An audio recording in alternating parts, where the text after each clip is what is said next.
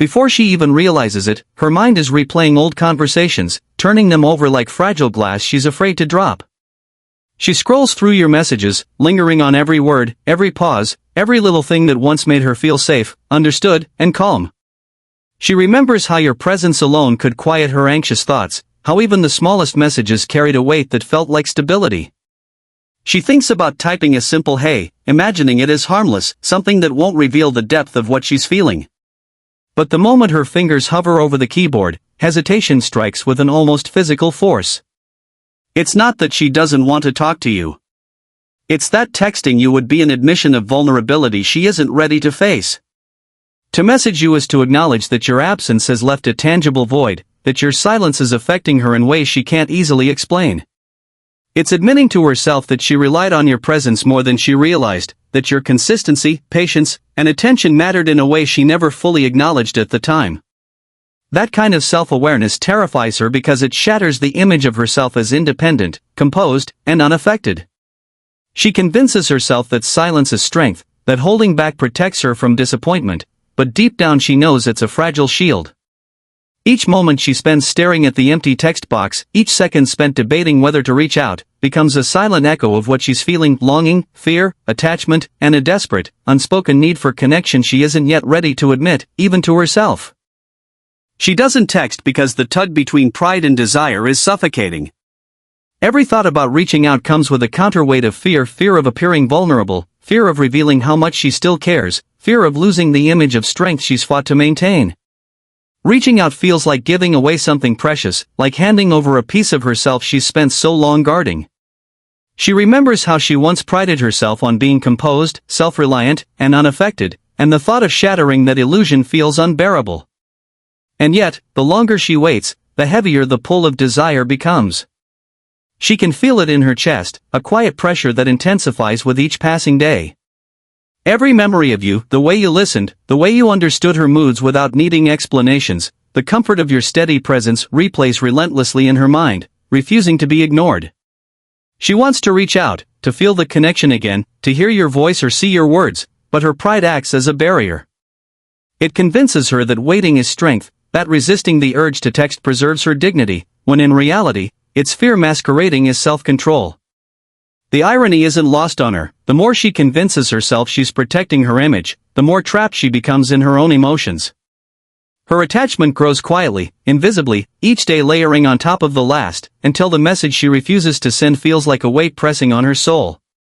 And yet, she continues to hold back, caught in the painful limbo between what she wants to do and what she thinks she should do, knowing that giving in would mean exposing the depth of her longing, and she isn't ready to surrender that armor just yet.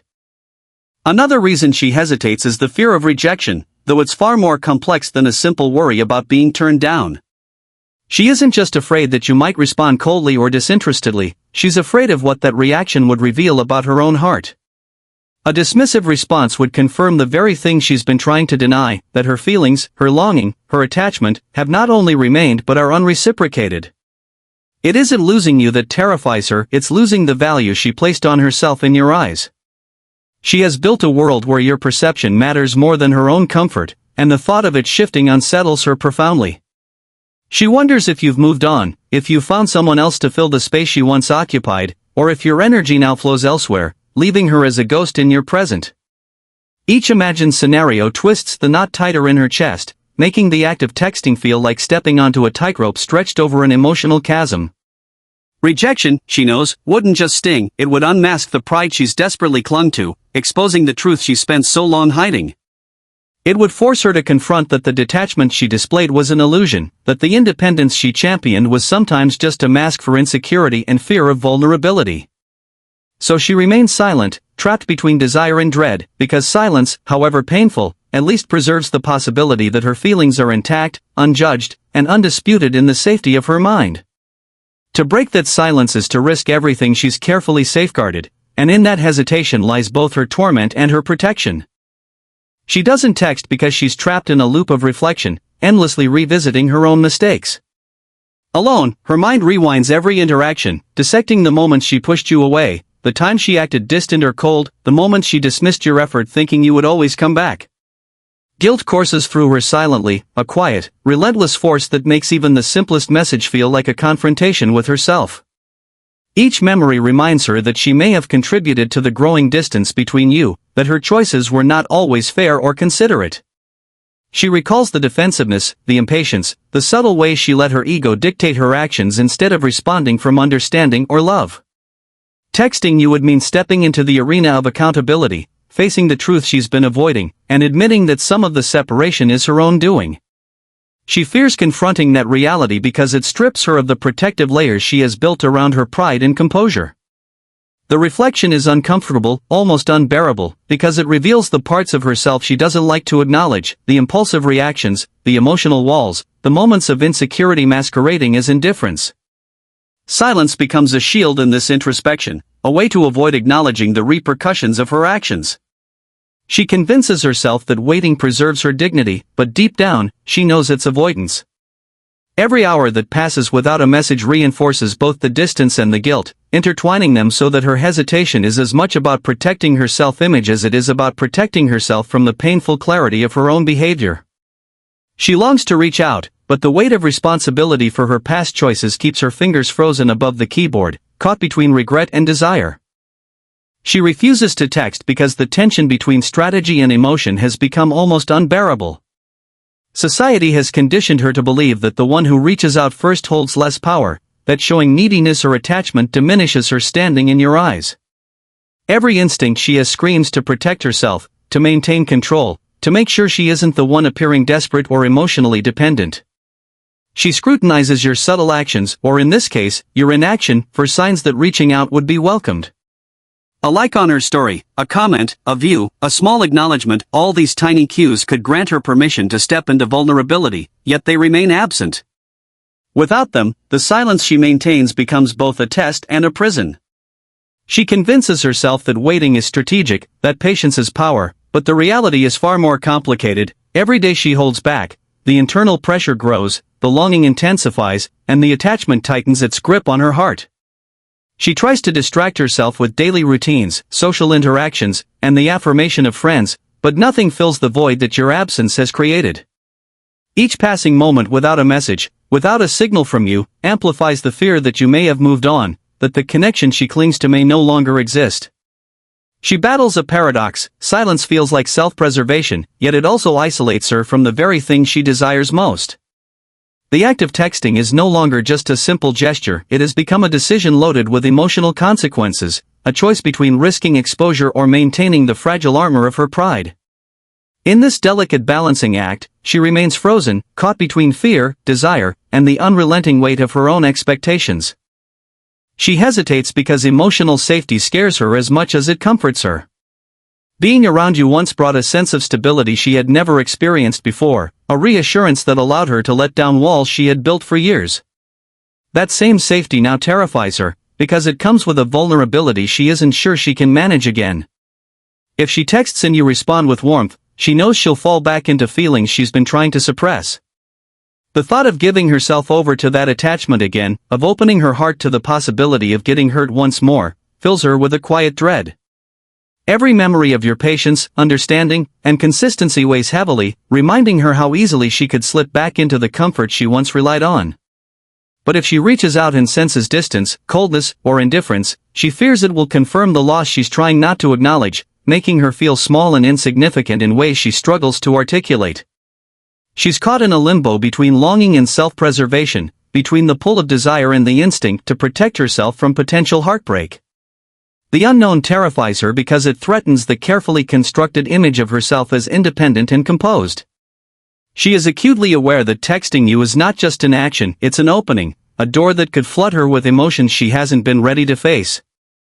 Her heart and mind wage a war she can't easily reconcile. The desire to reconnect, to feel the emotional safety she once had, battles the fear of losing control, being exposed, and risking her pride. And so she waits, suspended in a tense balance between the comfort she remembers and the vulnerability she fears. The weight of silence grows heavier with every passing day, and she begins to feel it in every corner of her life. What once seemed like a temporary pause now stretches into a persistent emptiness that she can no longer ignore. She notices it in the routines that used to bring her comfort, the conversations with friends feel hollow, the laughter around her feels muted, and the validation she receives from others feels fleeting and meaningless. Every small interaction, every passing moment, becomes a reminder of the connection she secretly craves but refuses to reach for. The memories of your presence, the way you listened without judgment, the way your attention made her feel seen and understood play on a loop in her mind, growing louder in the quiet moments. Nighttime becomes the hardest, the hours when the world slows down and she can no longer distract herself. In the stillness, the absence of your voice, your messages, and your reassurance presses on her chest. She thinks about texting you, rehearsing words that never make it past her fingertips, imagining how different responses could change everything or confirm her worst fears. Pride keeps her frozen, but she realizes that the facade she maintains is crumbling under the pressure of longing and unspoken desire. Silence, which once felt like a protective measure, now feels like a chain, binding her to a connection she refuses to confront directly. The emotional cost of waiting begins to outweigh the fear of exposure, yet hesitation persists. Every day without a message reinforces both the distance and the weight of her own emotions, leaving her trapped in a liminal space where the desire to reach out battles with the instinct to protect herself, creating an ache she can no longer deny.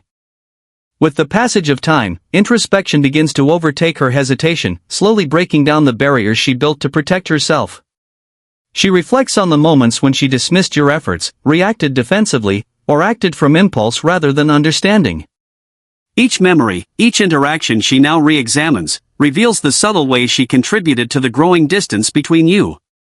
She realizes that small misunderstandings, dismissals, or cold responses, which once seemed inconsequential, accumulated into the very walls that keep her from reaching out. Guilt intertwines with clarity, creating a sharp awareness that she might have misjudged both you and the situation. The more she observes, the more she understands the uniqueness of what she had with you, the patience, the consistency, the emotional depth that no one else has matched.